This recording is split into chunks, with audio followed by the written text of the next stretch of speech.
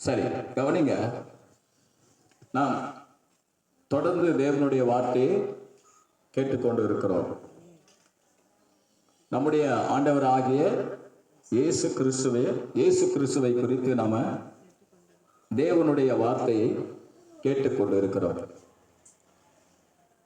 ஸ்தோத்திரம். ஆண்டவராகிய இயேசு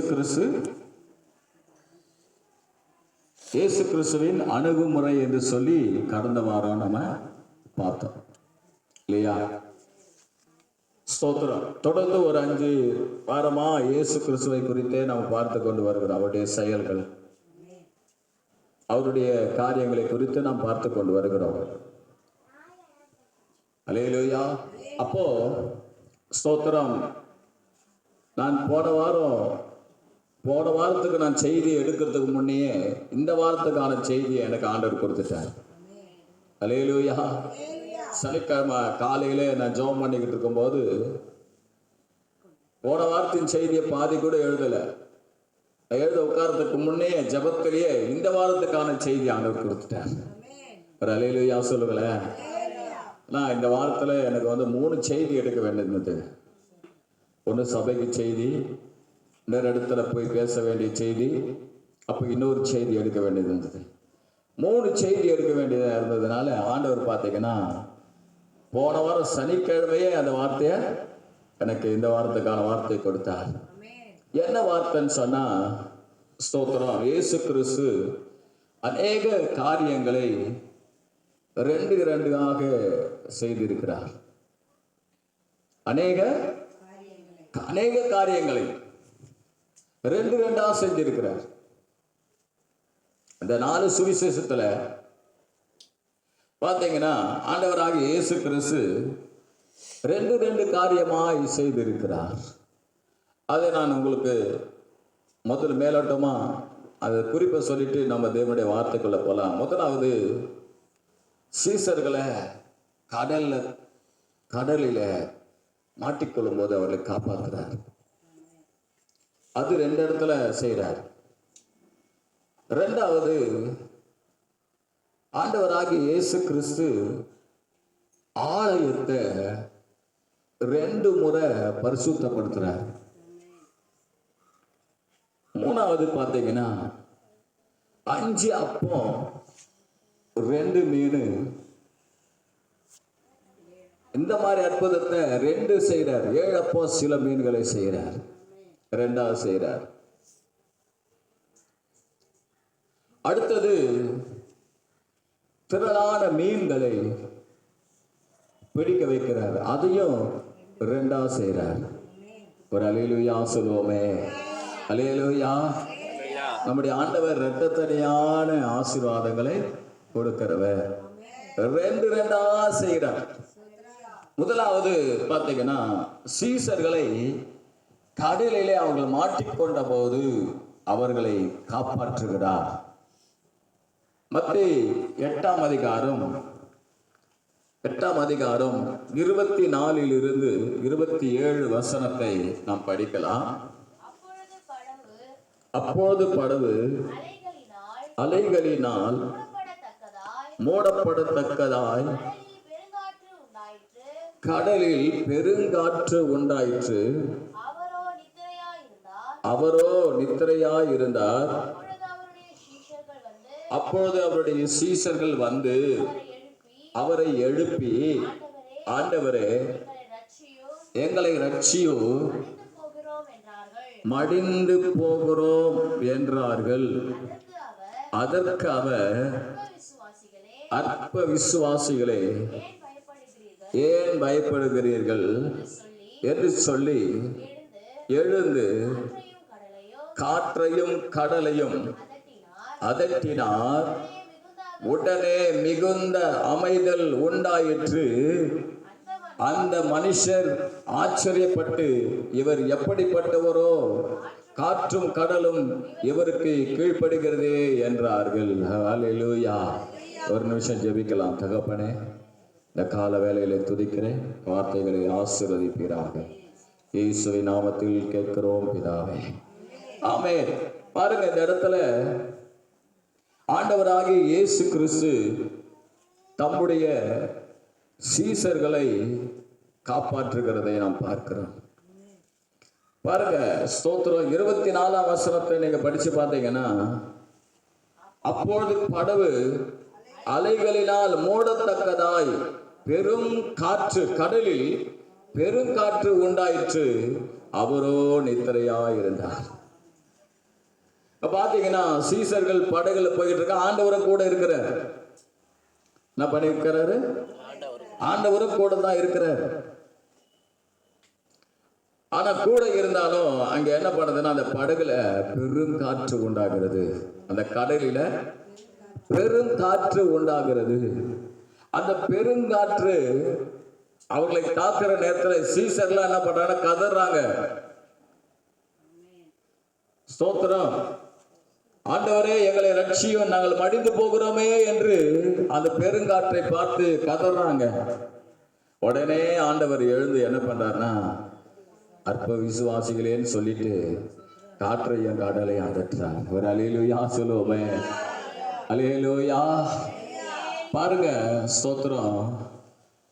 அந்த பெருங்காற்று அந்த படகுல மோதி அவர்களை முழுக்கடிக்காதபடிக்கு ஆண்டவராகிய இயேசு கிறிஸ்து தம்முடைய சீசர்களை காப்பாற்றினார். ஒரு அல்லேலூயா சொல்லுவோமே. ஆமா, ஸ்தோத்திரம். அவர் காப்பாற்றுகிறவர். என்ன நடந்தது? மிகுந்த அமைதியில் உண்டாயிற்று. அப்படி என்ன ஆயிடுச்சா? ஆமா, அவர் அதட்டின உடனே வேதம் சொல்லுகிறது 26ஆம் வசனத்துல, மிகுந்த அமைதல் உண்டாயிற்று. வாழ்க்கையில கூட ஒரு சில நேரங்கள பெருங்காற்று போல பிரச்சனை வர நேரத்துல ஆண்டவர் நிச்சயமாய் நமக்கு உதவி செய்வார்.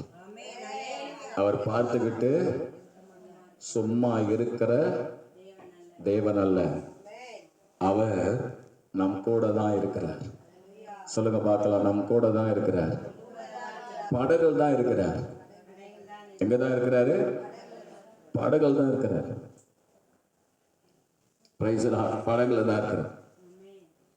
ஸ்தோத்திரம். படகுல இருக்கிற அவர் எழுந்து என்ன பண்ணாரு? காற்றையும் கடலையும் அதட்டினார். அதற்கு அவர் அதிகாரம் உள்ளவர். காற்றின் மேலே கடல் மேலே அதிகாரம் உடையவர். இரண்டாவது காரியத்தை நீங்க பாத்தீங்கன்னா, அதே அற்புதம் மார்க் 6ஆம் அதிகாரத்துல நீங்க படிச்சு பாத்தீங்கன்னா, இதே போல அற்புதம் சீசர்களை காப்பாத்துறாரு. 5 அப்பம் 2 மீனை ஜனங்களுக்கு பகிர்ந்து கொடுத்துட்டு சீசர்களை கடல்ல அனுப்புறாரு. நீங்க அக்கறைக்கு போகணும். போகிற நேரத்துல அங்க என்ன நடக்குது பாருங்க. 6ஆம் அதிகாரம் 48 பாத்தீங்கன்னா 48ஆம் வசனம் படிங்க பார்க்கலாம். அப்பொழுது காற்று அவர்களுக்கு எதிராக இருந்தபடியினால் தண்டு வலிக்கிறதில் வருத்தப்படுகிறதை கண்டு ராத்திரியில் 4ஆம் சாபத்தில் கடலில் மேல் நடந்து அவர்களிடத்தில் வந்து அவர்களை கடந்து போகிறவர் போல் காணப்பட்டார். ஹல்லேலூயா. அப்ப சீசர்கள்லாம் படகுல போய்கிட்டு இருக்கும் போது இயேசு கிறிஸ்து படகுல இல்ல. 5 அப்பம் 2 மீன் அற்புதம் செஞ்சார் இல்லையா, அந்த இடத்துல தான் அவர் இருக்கிறார். ஆனா ஸ்தோத்திரம், இங்க என்ன நடக்குதுன்னா, எதிர்காற்று வருகிறது. என்ன காற்று வருது? காற்று, எதிர்காற்று வருது. காற்று 8ஆம் அதிகாரத்துல பெருங்காற்று, இது எதிர்காற்று வருது.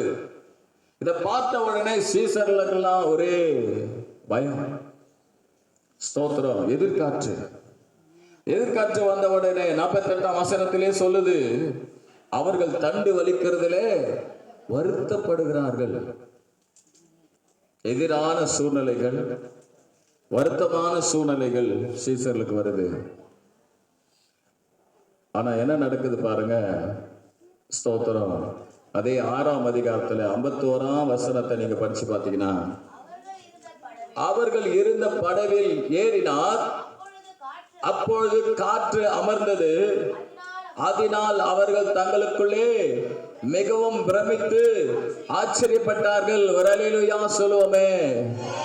ஆமா, பெருங்காற்றானாலும் எதிர்காற்றானாலும் என்ன வருத்தமானாலும் இயேசு வருவாரனால் அதெல்லாம் மறைந்து போய்விடும். ஒரு அல்லேலூயா சொல்லுவோமே. ஹல்லேலூயா. மிகவும் ஆச்சரியப்பட்டாங்களாம். ஒரு சில நேரங்களில் என்னுடைய வாழ்க்கையில் ஒரு சில பிரச்சனை வரும்போது அவர் கிரியை செய்வது பயங்கரமா இருக்கும். எப்படி தெரியுமா கிரியை செய்வாரு?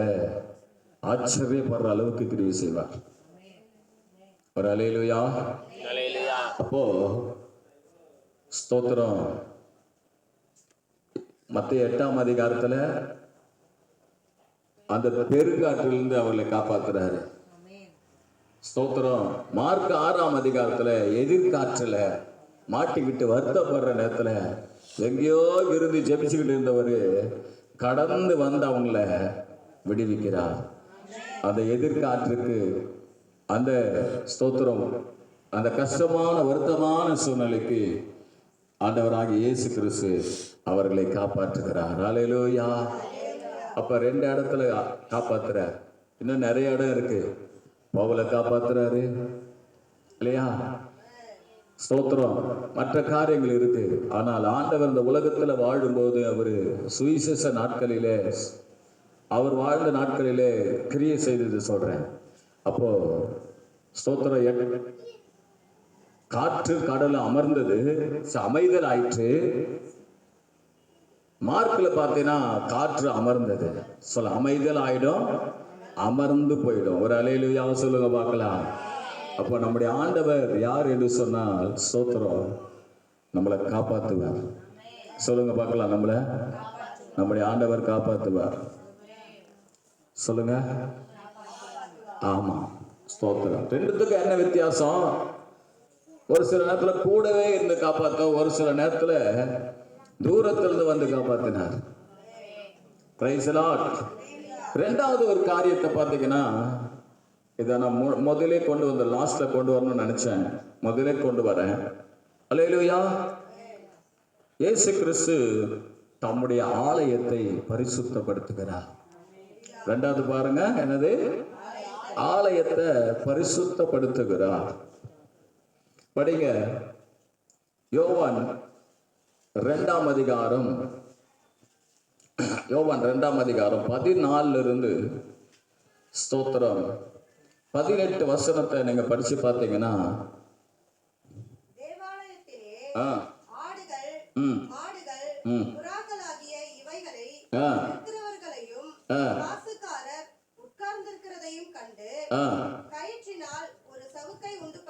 உண்டு பண்ணி தேவாலயத்துக்கு புறம்பே துரத்தி விட்டு காசுக்காரருடைய காசுகளை கொட்டி பலகைகளை கவிழ்த்து போட்டு விற்கிறவர்களை நோக்கி, இவைகள் இவ்விடத்திலிருந்து எடுத்துக்கொண்டு போங்கள். என் பிதாவின் வீட்டை வியாபார வீட்டாய் ஆக்காதிருங்கள் என்றார். உம்முடைய வீட்டை குறித்து உண்டான பக்தி வைராக்கியம் என்னை பட்சித்தது என்று எழுதியிருக்கிறதை அவருடைய சீஷர்கள் நினைவு கூர்ந்தார்கள். பாருங்க, ஆண்டவராகிய இயேசு கிறிஸ்து தன் ஊழியத்தின் ஆரம்பத்துல தேவாலயத்துக்கு சென்று அங்க தேவாலயம் அசுத்தமா இருக்கிறத பார்த்துட்டு என்ன பண்றாருன்னா, அந்த தேவாலயத்தை சுத்திகரிக்கிறார். என்ன பண்றாரு? போடுன்னு போட்டு தாக்குன்னு தாக்கிட்டார். அல்லேலூயா. ஸ்தோத்திரம். நீங்க 2:16 படிச்சு பார்த்தீங்கன்னா, புறா விற்கிறவர்களை நோக்கி இவைகளை இவ்விடத்திலிருந்து எடுத்துக்கொண்டு போங்க. புறா விற்கிறாங்க. புறா என்றால் எதை குறிக்குது? ஐயோ, என்னது? பரிசுத்தாவியை துக்கப்படுத்துகிறவர்கள். அல்லேலூயா. ஸ்தோத்திரம். அந்த இடம் எப்பேற்பட்ட இடம்? ஸ்தோத்திரம். அங்க நீங்க அதே 16ஆம் வசனத்துல பார்க்கும்போது புறா விற்கிறாங்க. அதே நேரத்துல ஆண்டவர் சொல்றாரு, என் பிதாவின் வீட்டை வியாபார வீடாக்காதிருங்கள். பாருங்க, புறா வைக்கிறான், வியாபார வீடாக்கிட்டான். அது என்னதான் அது? ஸ்தோத்திரம். பாருங்க, அப்ப ஆலயத்துல இருக்க வேண்டிய காரியங்கள் அங்கே இல்லாம ஆலயத்துல அசுத்தம் இருக்கிறது. சொல்லுங்க பார்க்கலாம். சொல்லுங்க, அசுத்தம் இருக்கு, பரிசுத்தம் இல்ல. சொல்லுங்க, ஆலயத்துல பரிசுத்தம் இல்ல. ஆமா, ஆண்டவர் நம்மை காப்பாத்துவாரு, இதெல்லாம் செய்வார். அவர் அப்பா. சொல்லுங்க, அவர் யாரு? அவர் அப்பா. நீ கஷ்டத்துல படும்போது காப்பாத்துவார் உன்னை. நீ கராமுரம் பண்ணினா அவர் செய்ய வேண்டிய காரியங்களை செய்வார். அல்லேலூயா. அவரு சவுக்க எடுப்பார். சொல்லுங்க பார்க்கலாம். சவுக்க சும்மா வச்சிடல, அவர் சவுக்க. Praise the Lord. நீ கஷ்டப்படுற நேரத்துல ஆண்டவர் உன்னை கண்ணீரை பார்த்து, உன் கஷ்டத்தை பார்த்து உன்னை தூக்கி எடுப்பாரு. ஆனா நீ ஆண்டவருடைய ஆலயத்துல நீ வியாபாரம் பண்றது போல சோத்திரம் பரிசுத்த ஆவிக்கு விரோதமா செயல்படும் போது அது வியாபார வீடாக நீ நினைச்சு, கொடுக்கல் வாங்கல் காரியமாக நீ நினைச்சுக்காத. கர்த்தருடைய காரியத்தை நீ குறித்து என்ன பண்ணு? பக்தி வைராக்கியமா இரு. அதை குறித்து தான் நீ பக்தி வைராக்கியமா இருக்கணும். தவிர அசுத்தமானது என்ன பண்ணக்கூடாது? அசுத்தமானதை பரிசுத்த ஸ்தலத்திலிருந்து கொண்டு போனார்களாம்.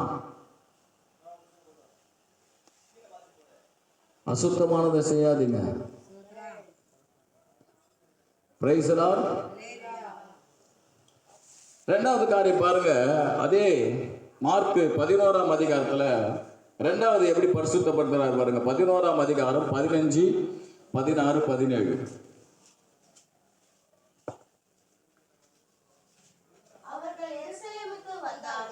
அவர்கள் எருசலேமுக்கு வந்தார்கள். இயேசு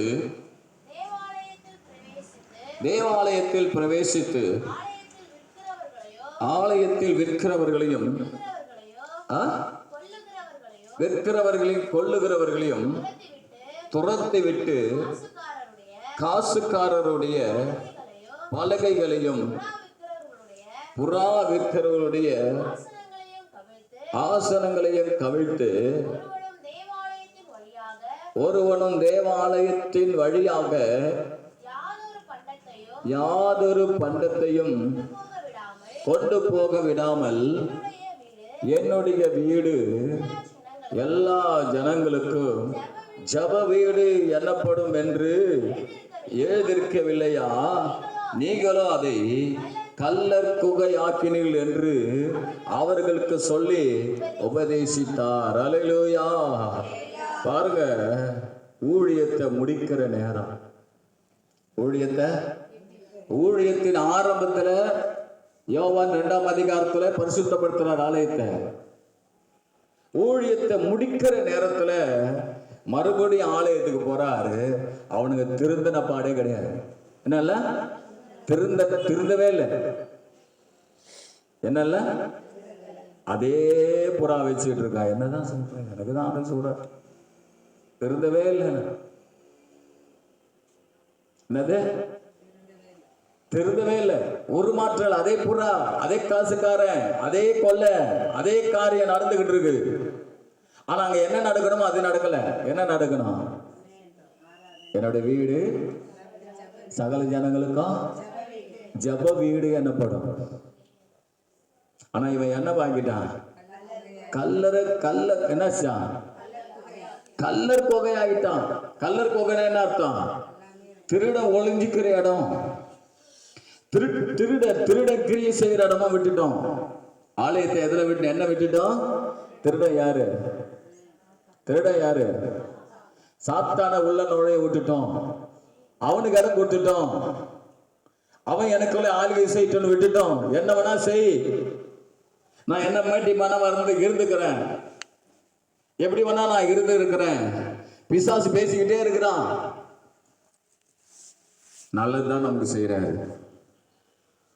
சவுக்கு எடுக்கிறது நல்லதுதான். ஏன்னா அந்த கல்லை உள்ள பூந்து ஸ்தோத்திரம் அவன் நம்மளை உண்டு இல்லைன்னு பண்ணிடுவான். சொல்லுங்க பார்க்கலாம், என்ன பண்ணுவான்? ஆமா, கள்ளர் கொள்கை ஆக்கிட்டான். ஆலயத்தை விற்பனை செய்கிற இடமா மாத்திட்டான். காசுக்காரன் அங்க இருக்கிறான். அப்ப தேவ பிள்ளைகளை நல்லா தெரிஞ்சு கொள்ளுங்க, நம்முடைய வாழ்க்கை எப்படி இருக்கணும்னா பரிசுத்தமா இருக்கணும். சொல்லுங்கப்பா, பரிசுத்தமா இருக்கணும். சொல்லுங்க, காசுக்காரன் இருக்கக்கூடாது, வட்டி கூடுறவன் அங்க இருந்தான். அப்புறம்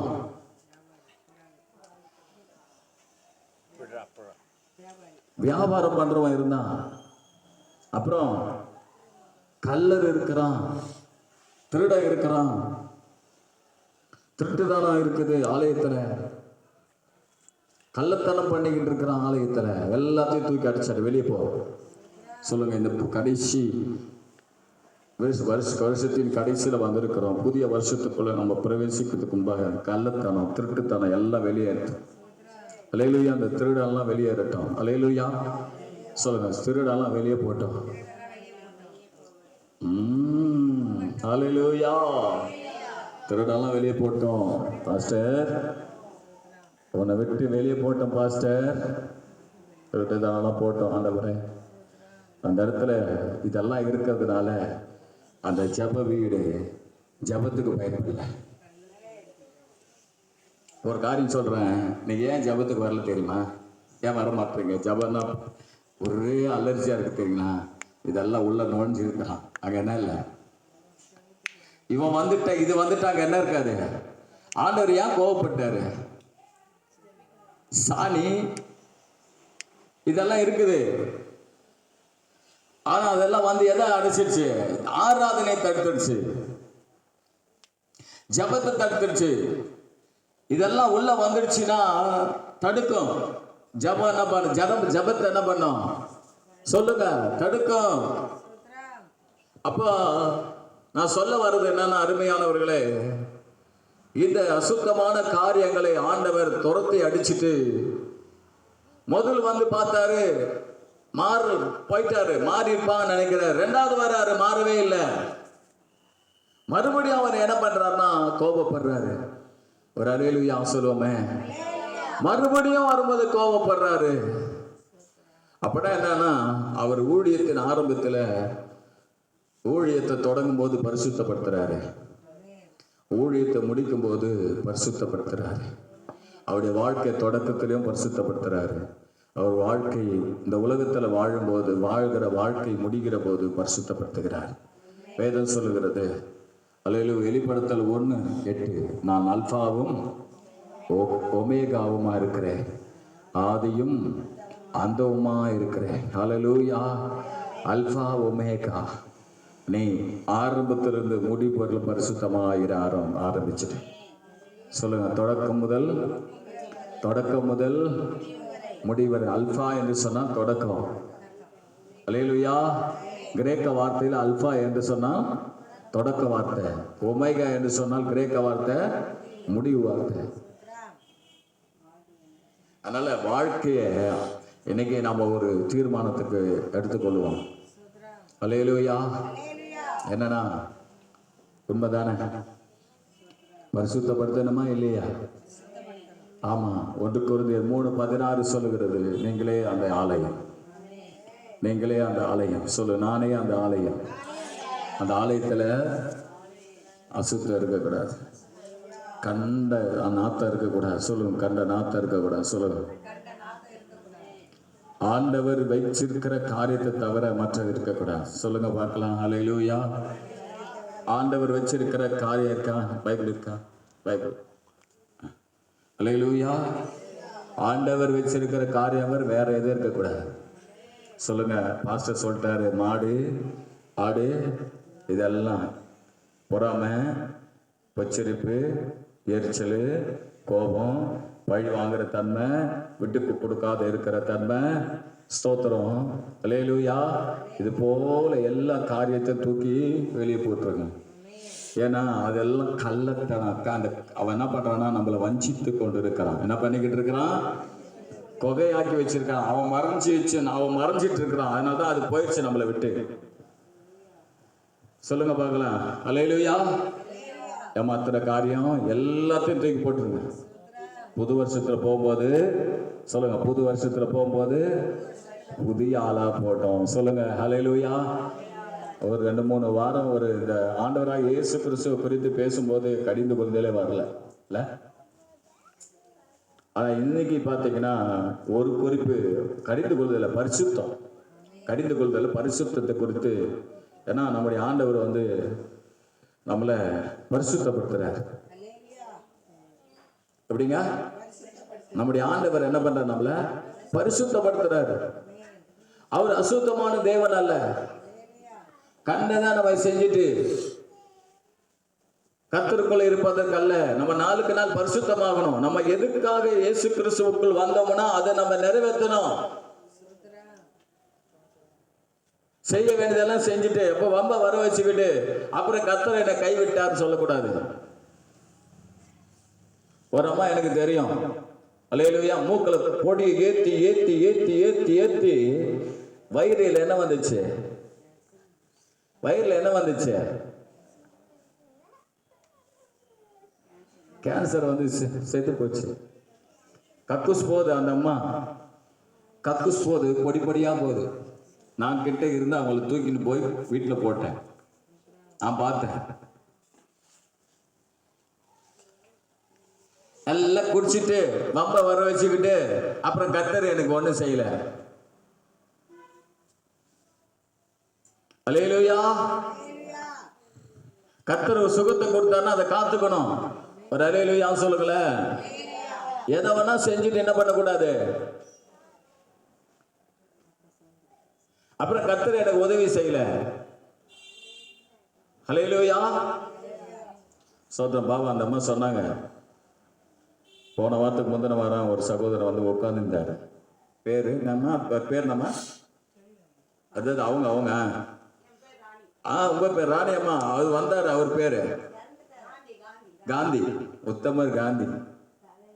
அப்புறம் பூந்தியா போயிட்டாரு.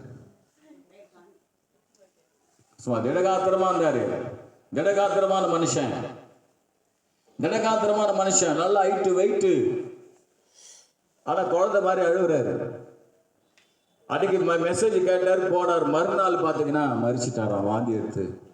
நான் என்ன நினைச்சேன், அவருக்கு எந்த தீய பழக்கம் இல்லை, நல்ல மனுஷன் நினைச்சு நான் இருந்தேன். ஆனா அந்த அம்மா சொல்றாங்க, அவர் என்னது குடிப்பாரு. குடிச்சு வயிறு வந்து பாருங்க. பாருங்க. ஆமா, 3 பொண்ணு. அல்லேலூயா. அப்போ அவன் என்ன பண்றானா, குடிச்சு திடீர்னு வயிறு எடுத்து அவன் வயிறு வெந்து போய் கடைசியில் ரத்த வாந்தி எடுத்து செத்து போயிட்டார். எங்களுக்கு நல்லா தெரியும். நாங்க ஒண்ணு எங்க மனைவி வீட்டு அப்பா நல்லா வந்து போனாரு. எப்ப பார்த்தா ரத்த வாந்தி செத்துட்டார். காரணம் அல்லேலூயா. எல்லாத்தையும் நம்ம செஞ்சு இந்த ஆலயத்தை நம்ம என்ன பண்ணக்கூடாது சொல்லுப்பா. வீணான பாக்கு, வீணா கொடி, வீணான அசுத்தங்கள், வீணான காரியங்களை எல்லாம் நம்ம விட்டு நீக்கிட்டு அசுத்தத்தை எல்லாம் வெளியே கொண்டு போங்க. அசுத்தம் ஆண்டவருக்கு பிடிக்காது. சொல்லுங்க, ஆண்டவரே எனக்கு உதவி செய்யுங்கப்பா. ஹல்லேலூயா. ஆலயத்தை பரிசுத்தப்படுத்தப்பா. அவர் அல்பா ஒமேகா. அவர் பரிசுத்தப்படுத்திக்கிட்டே தான் இருப்பார், பேசிக்கிட்டே தான் இருப்பார்.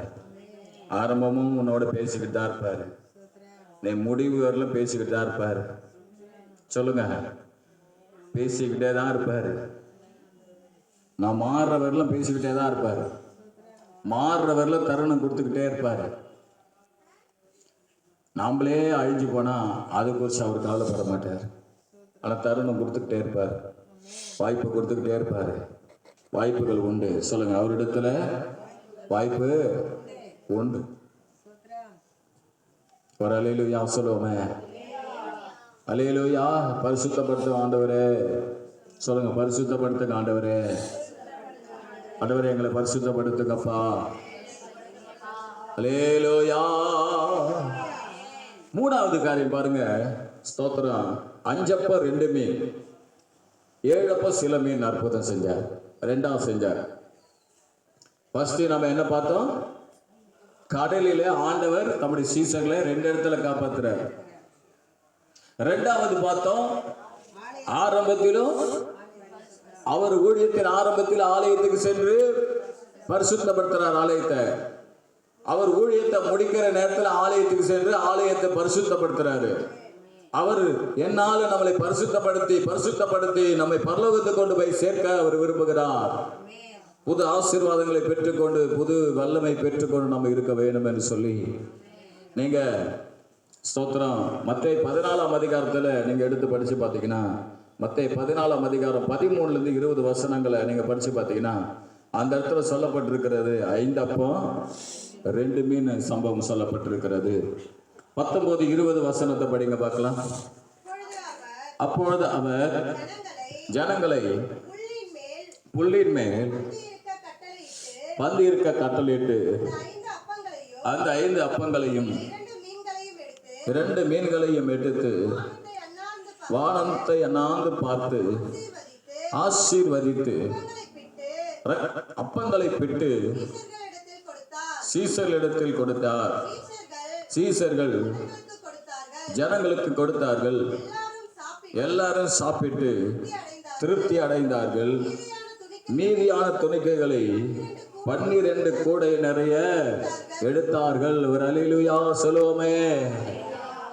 5 அப்பம் 2 மீன் 5000 பேருக்கு கொடுத்தார். அல்லேலூயா. 5000 பேர் மாத்திரமல்ல, புருஷர்கள் மாத்திரம் 5000 பேர். ஆமென். புருஷர்கள் மாத்திரம் 5000 பேர். மனைவி பிள்ளைகள் எப்படியும் ஒரு 15-20 பேர் சாப்பிட்டுருப்பாங்க. பாருங்க ஸ்தோத்திரம். என்னன்னா ஆண்டவர் அந்த மக்களுக்கு அற்புதம் செஞ்சார். ஏன் நிறைய காரியம் இங்க இருக்கிறது, ஆனா ஒரே ஒரு காரியத்தை ஏன் அவர்களுக்கு தேவன் அற்புதம் செஞ்சார் தெரியுங்களா? படிங்க பார்க்கலாம்.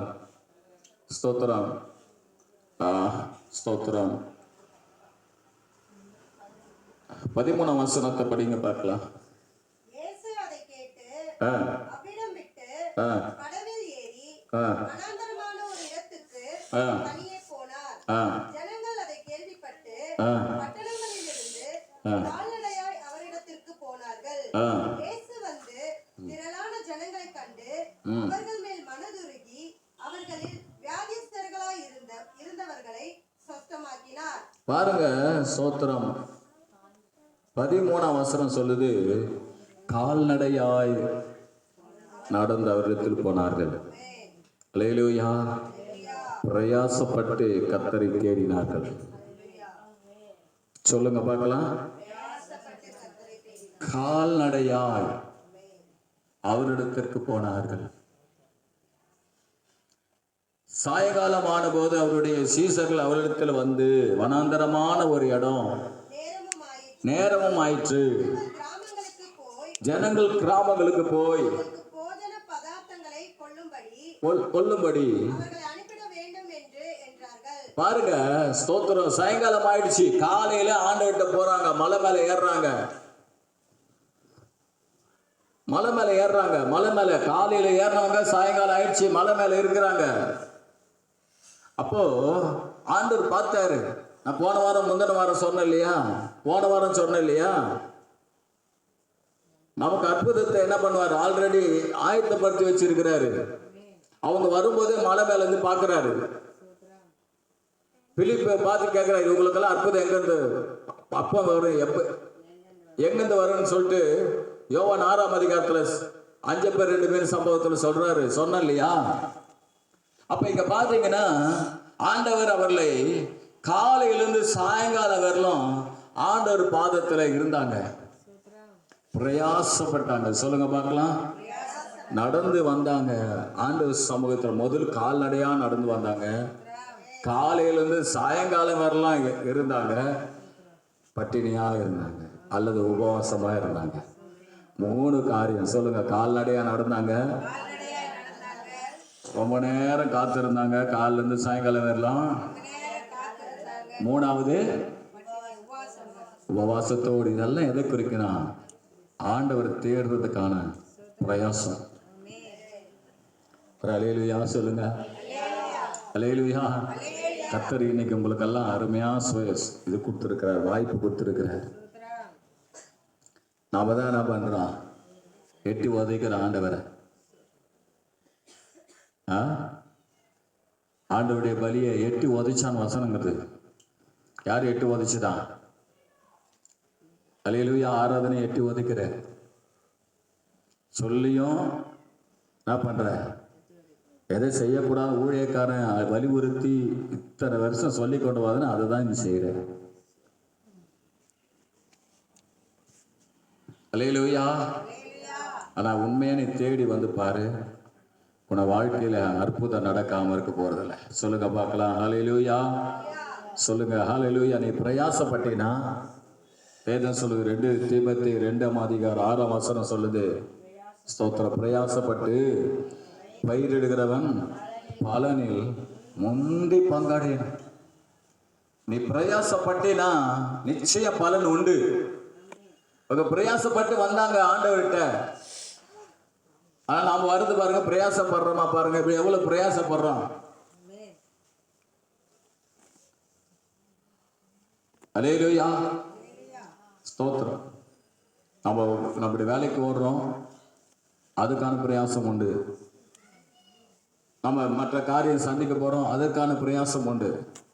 நமக்கு யாருன்னா எதனா கொடுக்குறாங்கன்னா அதுக்காக காத்திருக்கிறோம். அதெல்லாம் நடக்குது. ஆனா கர்த்தருக்குரிய காரியம் தான் இன்னைக்கு என்ன இல்லை. சொல்லுங்க பார்க்கலாம். ஹல்லேலூயா. ஒரு காரியத்தை நான் உங்களுக்கு சொல்றேன், கவனிங்க அருமையானவர்களே. அவர் பாதத்துல உண்மையா இருக்கிறவங்க, உண்மையா பிரயாசப்படுறவங்கள ஆண்டவர் வெட்கப்படுத்தவே விட மாட்டார். ஒரு அல்லேலூயா உள்ளே. அல்லேலூயா சொல்லுங்க பார்க்கலாம். வெட்கப்படுத்தவே மாட்டார். மனுஷனுக்காக நின்னா வெட்கப்பட்டு போயிடுவேன். இவங்க ஆண்டவர் இவங்கள ஒருத்தரும் யோசிக்கல. ஆண்டவர் அற்புதம் செய்ய போறாருன்னு யோசிக்கல. அவரு கவலைப்படுறாரு. யாரு கவலைப்படுறது? அவர் கவலைப்படுறாரு. அவர் கவலைப்படுறாரு. 1 கொரிந்தியர் 15:58 சொல்லுகிறது, நம்முடைய பிரயாசம் விருதாவாகாதான். நம்ம படுற ஆண்டவருக்காக கர்த்தருக்காக பிரயாசப்படுற ஒவ்வொரு பிரயாசமும் விருதா ஆகவே ஆகாது. நிச்சய பலன் உண்டு. ஹல்லேலூயா. திருப்தியான ஒரு ஆகாரத்தை ஆண்டவர் அவர்களுக்கு கொடுத்தார். நம்முடைய வாழ்க்கையில கூட தேவ பிள்ளைகளே, தேவனுக்காக செயல்படும் போது திருப்தியாய் நமக்கு தருவார். நம்மை குறித்து நீ மேலே ஏறுற ஆண்டவர் எனக்கு என்ன செய்ய போறார் தெரியலையே, எப்படி பட்டினியோடு இறங்க போறோம் தெரியலையே, அப்படி நீங்க பயப்பட வேண்டிய அவசியம். அவங்க கவலைப்படல, ஆண்டவர் அவர்களுக்காக கவலைப்பட்டாரு. ஒரு அல்லேலூயா சொல்லுங்களேன். அல்லேலூயா ஸ்தோத்திரம். அடுத்தது பார்த்தீங்கன்னா 7 அப்பம் மீன்கள். மார்க் 8ஆம் அதிகாரம். மார்க் 8ஆம் அதிகாரம் 1-8 வசனத்தை நீங்க படிச்சு பார்த்தீங்கன்னா, நான் சொல்றேன். மார்க் 8ஆம் அதிகாரத்துல 1 நீங்க 8 வசனத்தை படிச்சு பார்த்தீங்கன்னா, அங்க சொல்லப்பட்டிருக்கிறது 7 அப்பம் சில மீன்கள் அற்புதம். படிங்க பார்க்கலாம். 6-7 படிங்க. அப்பொழுது அவர் ஜனங்களை பந்தி இருக்க கட்டளையிட்டு அந்த 7 அப்பங்களை எடுத்து ஸ்தோத்திரம் பண்ணி விட்டு அவர்களுக்கு பரிமாறும்படி சீசர்களிடத்தில் கொடுத்தார். அவர்கள் ஜனங்களுக்கு பரிமாறினார்கள். சில மீன்களும் அவரிடத்தில் இருந்தது. அவர் அவைகளையும் ஆசீர்வதித்து அவர்களுக்கு பரிமாறும்படி சொன்னார். அல்லேலூயா. இப்ப இங்க இன்னொரு அற்புதம் என்னன்னா, 7 அப்பம் சில மீன்கள். முன்ன 5 அப்பம் 2 மீன். இங்க 7 அப்பம் சில மீன். எத்தனாயிரம் பேர்? 4000 யார் சொன்னது? 7 4000 பேர். எவ்வளவு பேர் சாப்பிட்டாங்களா? ஆமா, ஸ்தோத்திரம். 9ஆம் வசனம் சொல்லு, சாப்பிட்டவர்கள் ஏறக்குறைய 4000 பேர் இருந்தார்கள். ஏன் அவர்களுக்கு அந்த அற்புதம் செஞ்சாரு? படிங்க 2:3. ஜனங்களுக்காக பரிதபிக்கிறேன், இவர்கள் இப்பொழுது என்னிடத்தில் தங்கியிருந்த 3 நாளாய் சாப்பிட ஒன்றும் இல்லாதிருக்கிறார்கள். இவர்களில் சிலர் தூரத்திலிருந்து வந்தவர்கள் ஆகையால் நான் இவர்களை பட்டினியாய் வீட்டிற்கு அனுப்பிவிட்டால் வழியில் சோர்ந்து போவார்களே என்றார். ஒரு அல்லேலூயா சொல்லுங்க. 3 நாள் முன்ன பாத்தீங்கன்னா காலையில சாயங்காலம் வரல இருந்தாங்க. முதல் அற்புதம் 5 அப்பம் 2 மீன் அற்புதம். இங்க பாத்தீங்கன்னா 3 நாள் ஆண்டவர் சமூகத்துல ஸ்தோத்திரம் ஒண்ணுமே சாப்பிடல. ஆண்டவரே சொல்றாரு, அல்லேலூயா, ஒண்ணுமே சாப்பிடல. ஸ்தோத்திரம். அப்ப ஆண்டவர் பார்த்தாரு, இவங்க தூரத்திலிருந்து வந்தவர்களாகையா இவர்களை பட்டினியா அனுப்பிவிட எனக்கு மனசு இல்லை, இவர்கள் வழியிலே சோர்ந்து போவார்களே. சொல்லுங்க ஒரு அல்லேலூயா. அவருக்காக காத்திருக்கிறவனை கர்த்தர் சோர்ந்து போக அனுமதிக்க மாட்டார், சோர்ந்து போக விட மாட்டார். அவங்க வாழ்க்கையில் அற்புதம் நடக்கும், நன்மை நடக்கும். 3 நாள் ஆண்டவர் சமூகத்துல காத்திருக்கிறாங்க. எங்க ஆகாரம் கிடைக்கும், என்ன அற்புதம் நடக்கும், எங்க தண்ணி இருக்கு, இதெல்லாம் பார்க்கவே இல்லை. ஆண்டவர்கிட்ட அவங்க போய் உட்கார்ந்துட்டாங்க, அவருடைய உபதேசத்தை கேட்கிறாங்க. அவருடைய அற்புத அடையாளங்களை கண்ட உடனே அந்த பிரசன்னத்தில் அவர்கள் இருக்கிற போது அவர்களுக்கு பசிய வரல, என்ன வரல, தாகமும் வரல, எதுவுமே வரல. ஆனா அப்புறம் தேவ பிரசன்னத்தை விட்டு வந்தா என்ன வரும்? நீங்க கூட உபவாசம் இருந்தீங்கன்னா பசி வராது. அது ஒரு நாள் 21 நாள் உபவாசம் இருந்தீங்கன்னா அது 2வது வாரத்துல தான் அப்படி கொஞ்சம் லைட்டா அப்படின்னு நமக்கு ஆட்டம் கொடுக்கும். நான் சொல்றது என்னன்னா, எல்லா நேரம் பசி. உங்களுக்கு ஒரு நாள் கூட முழுசா இருந்திருக்கீங்கன்னு தெரியல. யாரெல்லாம் ஒரு நாள் முழுசா இருந்திருக்கீங்க பாஸ்டிங்?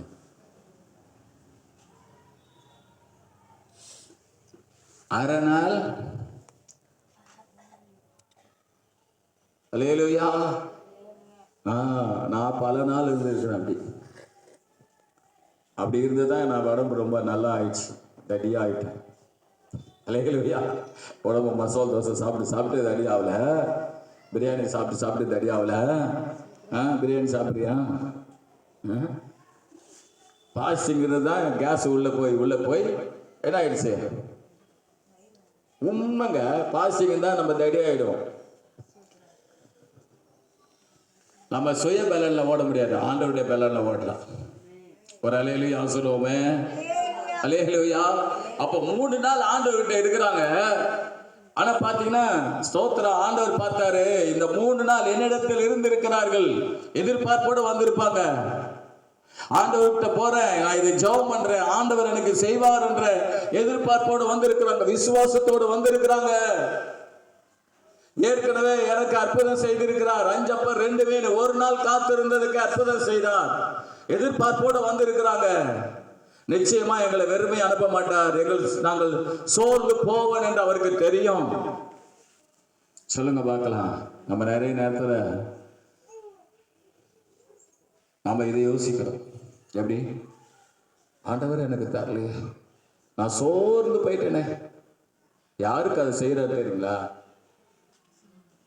நீ ஆண்டவரே தேடாம, ஆண்டவர் சமூகத்துல காத்திருக்காம, ஒரு பிரச்சனை என்ன, தேவ சமூகத்துல காத்திருந்து அதற்கான தீர்வு தேடாம உன் இஷ்டத்துக்கு யோசித்து நீ உன் இஷ்டத்துக்கு முடிவெடுத்து நடந்துகிட்டு இருக்கிறல்ல, அங்க ஒண்ணுமே நடக்காது.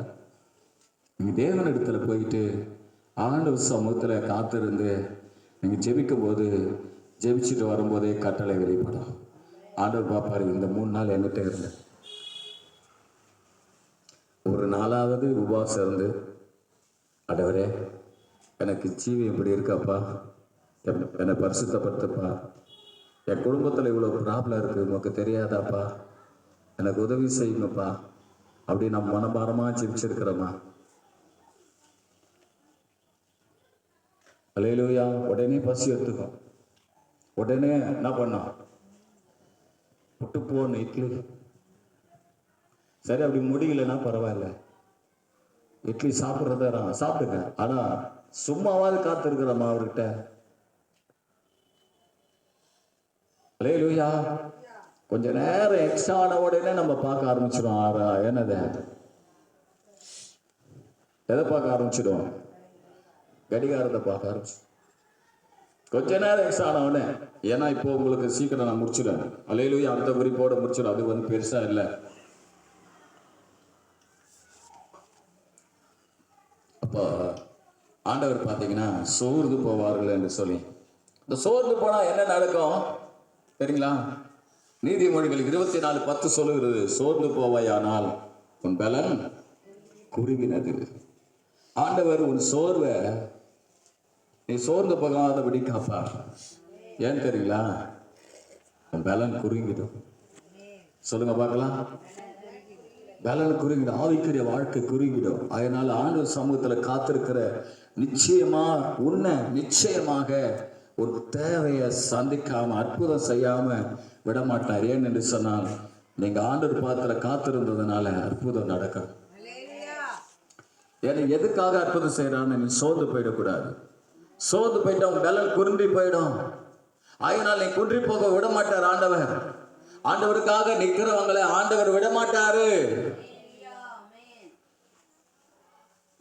ஆதியாகமம் 42:28 சொல்லுகிறது, அவர்கள் சோர்ந்து போய் பயந்தார்களாம். அவர்கள் என்ன பண்ண? எல்லாரும் ஒரு காரியத்தை கேள்விப்பட்ட உடனே யோசேப்புடைய சகோதரர் சோர்ந்து போய் பயந்து போறாங்க. சோர்வு வந்த உடனே என்ன வந்துடும்? பயம். பயம். நீ ஆண்டவர் பாதத்தில் உட்கார்ந்து நீங்க ஜெபிச்சுட்டு ஆண்டவர் சமூகத்தில் இருந்துட்டு போனா, ஆண்டவர் நீ ஒருவேளை பயத்தோடு வந்திருக்கலாம். ஐயோ, இது இருக்கு என் வாழ்க்கையில, இந்த பிரச்சனை இருக்கு, இது என்ன பண்ண போகுதுன்னு தெரியலையே அப்படின்னு சொல்லி யோசிச்சுக்கிட்டு இருக்கலாம். இங்க இருக்க வார்த்தை வரும் பாரு, அந்த வார்த்தை உன சோறு, அதுக்கு பயத்துக்கு காரணம் சோர்வு. அந்த சோர்வை அகற்றி ஒரு புத்துயிர்வு கொடுத்து அனுப்பும். அல்லேலூயா. அல்லேலூயா. ஓ, ரொம்ப நல்லா புத்துயிரா இருக்கிறீங்க. பிரைஸ் எல்லாம் ஒரு அல்லேலூயா சொல்லுங்க நல்லா. ஓ, அல்லேலூயா. ஆமென்.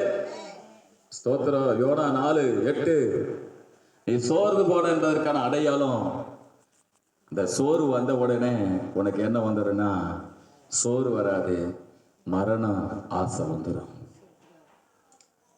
யோனா அவனுக்கு சோர்வு வந்ததான். சோர்வு வந்தவனே மரணத்தை எதிர்பார்த்தா, சாக வேண்டும் என்ற விருப்பம் வந்துதான். அப்போ அந்த அளவுக்கு ஆண்டவர் விடுவார். ஆண்டவருக்கு காத்திருக்கிறாங்க. தூக்கு மேடையை பஞ்சு மெத்தை ஆக்கிடுவார். தூக்கு மேடைய சொல்லுங்க, பஞ்சு மெத்தை ஆக்கிடுவாரு. ஐயோ, எனக்கு பிரச்சனை, நான் செத்து போனா நல்லா இருக்குமா, அந்த அளவுக்கு விட மாட்டாரு. அந்த எண்ணம் வந்தாலும் ஆண்டவர் டக்கு திருப்பிடுவார் நம்மள. நீ சோர்ந்து போவன்னு சொல்லிட்டு ஆண்டவருக்கு தெரியும். அந்த சோர்வுக்குள்ள நம்ம அனுமதிக்க மாட்டாரு. இவர்கள் சோர்ந்து போவார்களே, சொல்லுங்க, சோர்ந்து போவார்களே. சோத்திரம். சோர்ந்து போகாதபடி காக்கிற தேவன் நம்முடைய ஆண்டவர். அல்லேலூயா. முதலாவது 5 அப்பம் 2 மீன் சம்பவத்தில் அவங்க பிரயாசப்பட்டதை பார்த்தாரு. பிரயாசப்பட்டு மலை மேல ஏறினாங்க. காலையிலிருந்து சாயங்காலம் வரலாம் காத்து இருந்தாங்க, சாப்பிடாம இருந்தாங்க. அந்த பிரயாசத்தை பார்த்து தேவன் அவர்களை 5 அப்பம் 2 மீனை ஆசீர்வதித்து திருப்தி அனுப்பினார். 2வது காரியத்தை பார்த்த 7 அப்பம் சில மீன்களை அவர்கள் சோர்ந்து போவார்கள் என்று சொல்லி தேவன் அவர்களுக்கு அற்புதம் செய்தார். அவர்கள் சோர்வை மாற்ற தேவன் அற்புதம் செய்தார். அல்லேலூயா. கடைசி நான் சொல்லி முடிச்சிடுறேன். என்ன தெரியுங்களா? ஸ்தோத்திரம். கடலில மீனை பிடிக்க வைக்கிறார். சொல்லுங்க பார்க்கலாம். லூக்கா 5ஆம் அதிகாரத்துல நான் சொல்லி முடிச்சிடுவேன். டக்குன்னு முடிச்சிடுவேன். அல்லேலூயா. நேரத்தை டக்குன்னு முடிச்சிடுறேன், வச்சுக்காதீங்க. 5ஆம் அதிகாரம் 1-10 வசனத்தை படிச்சு பார்த்தீங்கன்னா 1-5 வசனம் படிங்க பார்க்கலாம். டக்குன்னு படிங்க. லூக்கா 5:1-5. பின்பு அவர் கெனசரேத்து கடல் அருகே நின்றபோது திரளான ஜனங்கள் தேவ வசனத்தை கேட்கும்படி அவரிடத்தில் நெருங்கினார்கள். அப்பொழுது கடற்கரையிலே நின்ற 2 படகுகளை கண்டார். மீன் பிடிக்கிறவர்கள் அவைகளை விட்டிறங்கி வலைகளை அலசிக் கொண்டிருந்தார்கள். அப்பொழுது அந்த படகுகளில் ஒன்றில் ஏறினார். அது சீமோனுடையதா இருந்தது. அதை கரையிலிருந்து சற்று தள்ளும்படி அவனை கேட்டுக்கொண்டு அந்த படவில் உட்கார்ந்து ஜனங்களுக்கு போதகம் பண்ணினார். அவர் போதகம் பண்ணி முடித்த பின்பு சீமோனை நோக்கி, ஆழத்திலே தள்ளி கொண்டு போய் மீன் பிடிக்கும்படி உங்கள் வலைகளை போடுங்கள் என்றார்.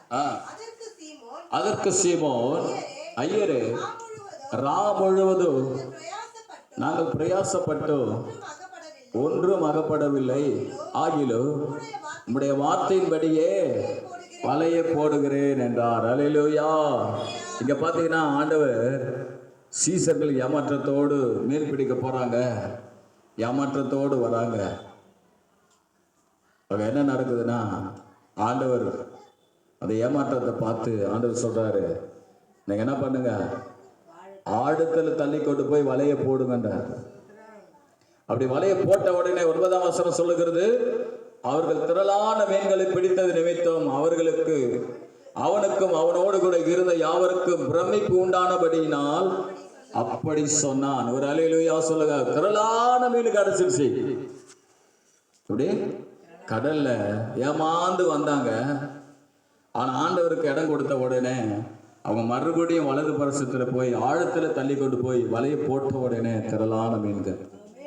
சொல்லுங்க ஒரு அல்லேலூயா. இந்த திரளான மீன்களை பிடிச்ச உடனே ஆண்டவர் என்ன பண்றாரு பாத்தீங்கன்னா, 10-11 வசனத்தை நீங்க படிச்சு பாத்தீங்கன்னா, சீமோனுக்கு கூட்டாளிகளான செபதேயும் குமாரராகிய யாக்கோவும் யோவானும் அந்தபடியே பிரமித்தார்கள். அப்பொழுது இயேசு சீமோனை நோக்கி, பயப்படாதே, இது முதல் நீ மனுஷரை பிடிக்கிறவனா இருப்பாய் என்றார். அவர்கள் படகுகளை கடலிலே கொண்டு போய் நிறுத்தி எல்லாவற்றை விட்டு அவருக்கு பின் சென்றார்கள். ஒரு அல்லேலூயா சொல்லுவோமே. இந்த அற்புதம் எதற்குன்னா, சீசர்களுக்கு ஏமாற்றமா வந்தாங்க, அவங்களுக்கு திரளான மீன்களை கொடுத்தாரு. கொடுத்த உடனே ஆண்டவர் சொல்றாரு அவர்களுக்கு, உங்களை நான் எப்படி ஆக்குவேன், மனுஷரை பிடிக்கிறதாக்குவேன். அவங்க ஊழியத்தை அழைக்கும் போதே அவளுக்கு ஒரு அற்புதம் செஞ்சார். என்ன, அவங்க உலக வேலை செய்யும் போதே ஏமாற்றப்பட்டு இருக்கிற நிலையில ஆண்டவருக்கு அவங்களுக்கு அற்புதம் செஞ்சார். திரளான மீன்களை பிடிக்க வச்சாரு. இப்போ ஊழியத்துக்கு அழைக்கிறாரு. மீனை பிடிச்சிருந்தவன், உலக வேலை செஞ்சுக்கிட்டு மீனை பிடிச்சிக்கிட்டு இருந்தவன் இப்போ மனுஷரை பிடிக்க ஆத்தும ஆதாயம் செய்ய அழைக்கிறாரு. அப்போ அவங்களுக்குள்ள முன்கூட்டியே உணர்த்திட்டாரு, அப்பா நீ மீன் பிடிக்கும் போது உனக்கு ஒன்றும் இல்லாது இருந்தது, நான் என்ன பண்ணேன், உனக்கு திரளான மீன்களை கொடுத்தேன். இப்போ நான் மனுஷர் பிடிக்கிற ஆக்கும்படி உங்களை அழைக்கிறேன். இந்த ஊழியத்தில் உங்களுக்கு எந்த குறையும் வராது, பயப்படாதீங்க. ஒரு அல்லேலூயா. இந்த ஊழியத்தில் உனக்கு எந்த குறைவும் வரவே வராது, பயப்படாத. அல்லேலூயா. எந்த குறையும் வராது. Praise the Lord.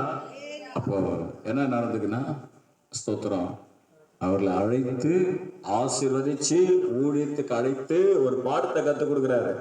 பயப்படாதீங்க, நீங்க ஊழியம் செஞ்சாலும் உங்களுக்கு ஒண்ணுமே என்ன பண்ணாது, குறைவு இருக்காது. நீங்க வெள்ளால் மீனை பிடிச்சி உங்க வாழ்க்கையில சாப்பிட்டுக்கிட்டு இருந்தீங்க, இப்ப மனுஷனை பிடித்து நான் கொடுக்கிற ஆகாரத்தை நீ சாப்பிடுங்க, ஒரு குறை உனக்கு வரவே வராது. அல்லேலூயா. ரெண்டாவது என்ன, இதே அற்புதத்தை எங்க செய்யறாரு பாருங்க. முதல் அற்புதம் எங்க எப்படி செஞ்சார்னா, அவர் ஊழியம் செய்யும் போது, ஊழியத்தின் ஆரம்பத்துல சீசர்களை அழைக்கும் போதே அற்புதம் செஞ்சாரு. ரெண்டாவது இதை சொல்லி முடிச்ச ரெண்டாவது அற்புதம், இதே போல அற்புதம் அவர் உயிர் தெழுந்த பின்பு செய்கிறார். அல்லேலூயா.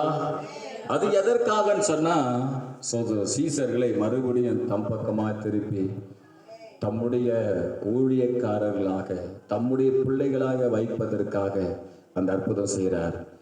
நீங்க யோவான் 21ஆம் அதிகாரம், ஸ்தோத்திரம், அது எல்லாரும் படிக்கலாம், எல்லாம் எடுங்க பார்க்கலாம். 21ஆம் அதிகாரம் 1-11 வசனம் டக்குன்னு படிங்க. அதை மட்டும் படிக்கலாம், அதை மட்டும் படிக்கலாம். யோவான் 21ஆம் அதிகாரம் 1-11. இவைகளுக்கு பின்பு இயேசு திபேரியா கடற்கரையிலே மறுபடியும் சீசர்களுக்கு தம்மை வெளிப்படுத்தினார்.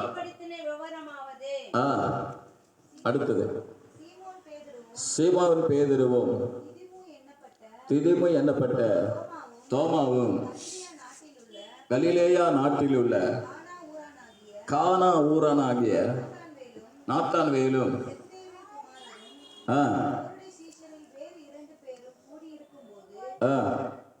சரி படிங்க. சீமோன் பேதுரு மற்றவர்களை நோக்கி மீன் பிடிக்க போகிறேன் என்றான். அதற்கு அவர்கள், நாங்களும் உம்முடனே கூட வருகிறோம் என்றார்கள். அவர்கள் புறப்பட்டு போய் உடனே படவேறினார்கள். அந்த ராத்திரியிலே அவர்கள் ஒன்றும் பிடிக்கவில்லை. இதே காலமானபோது இயேசு கரையிலே நின்றார். அவரை இயேசு என்று சீஷர்கள் அறியாதிருந்தார்கள்.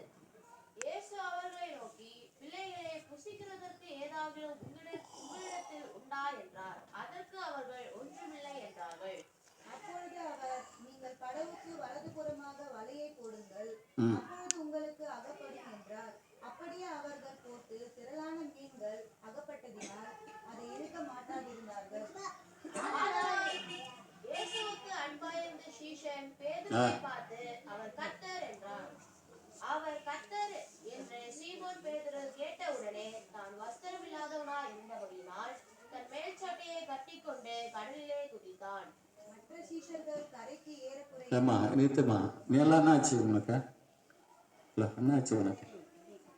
மக்கள் பின்னாடி படிங்க. மற்ற சீஷர்கள் கரைக்கு ஏறக்குறைய 200 படிங்க. இருந்தபடியினால் படவில் இருந்து கொண்டு மீன்களுக்குள்ளே வலையை இழுத்துக் கொண்டு வந்தார்கள். அவர்கள் கரையிலே வந்திறங்கின போது கரை நெருப்பு போட்டு இருக்கிறதையும் அதன் மேல் மீன் வைத்திருக்கிறதையும் அப்பத்தையும் கண்டார்கள். இயேசு அவர்களை நோக்கி, நீங்கள் இப்பொழுது பிடித்த மீன்களை சிலவற்றை கொண்டு வாருங்கள் என்றார். சீமோன் பேதுரு படவில் ஏறி 153 பெரிய மீன்களால் நிறைந்த வலைகளை கரையில் இழுத்தான்.